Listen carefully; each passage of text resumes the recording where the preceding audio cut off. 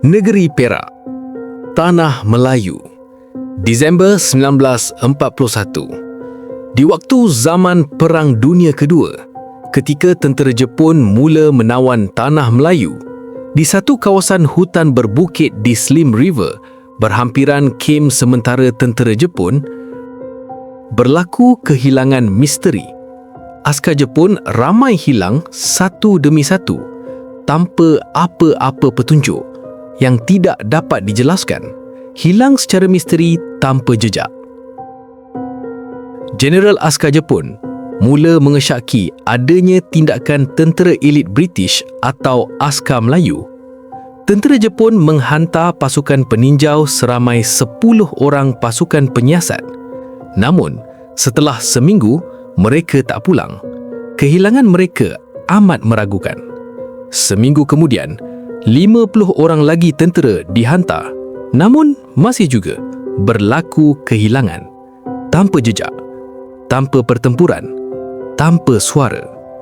Jeneral menganggap serangan musuh sudah pun bermula.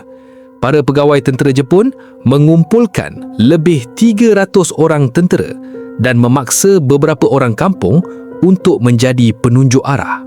Mereka masuk ke dalam hutan, menyusuri lereng Bukit Slim River di sepanjang banjaran Titiwangsa.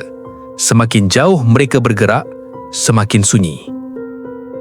Sehingga mereka menemui satu kawasan pelik yang tidak seperti hutan biasa. Tanahnya lapang, cantik, bersih, seolah-olah dijaga oleh sesuatu. Para tentera Jepun memerhatikan pokok-pokok di sekeliling kawasan itu melentur ke suatu arah, ke arah satu lubang yang sangat besar di kaki bukit banjaran itu. Jeneral merasakan inilah dia, markas tentera British. Tanpa berfikir panjang, Jeneral memberikan arahan agar bom dilontarkan ke lubang itu.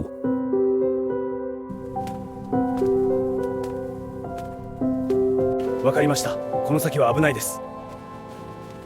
山を登れ、情報を集めよう。 Bom tangan meletup, bergema dari kepulan asap dan debu letupan.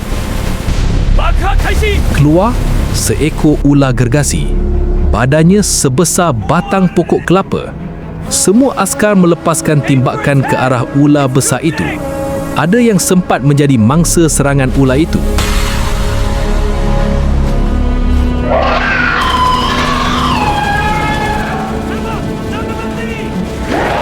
Namun, akhirnya, ular itu berjaya dibunuh. Senyuman Jeneral atas kemenangan itu tidak lama. Gemaan jeritan ular yang mati itu membangkitkan sesuatu di lubang itu. Semua askar terdiam. Kemudian, kedengaran satu dengusan yang tidak pernah didengar oleh manusia. Daripada runtuhan tanah tadi, di mana lubang besar tadi hanya baru ditutup separuh, kelihatan mata merah sebesar kawah merenung kemarahan dari kegelapan lubang itu. Jeneral memberikan arahan segera agar bom dilemparkan lagi untuk menutup lubang itu sepenuhnya. Gauman kuat ngauman sesuatu terdengar, menggegarkan seluruh hutan banjaran Titiwangsa. Apabila gemaan bom terakhir tamat, lubang besar telah runtuh sepenuhnya. Di sekeliling kawasan runtuhan itu, ditemui senapang-senapang milik tentera yang hilang. Para askar dan orang kampung mendekati kawasan runtuhan itu. Apa yang mereka temui amat mengejutkan. Di tepi runtuhan, terdedah sebahagian badan ular setinggi trak lori. Seekor ular yang amat besar telah tertimbus akibat runtuhan.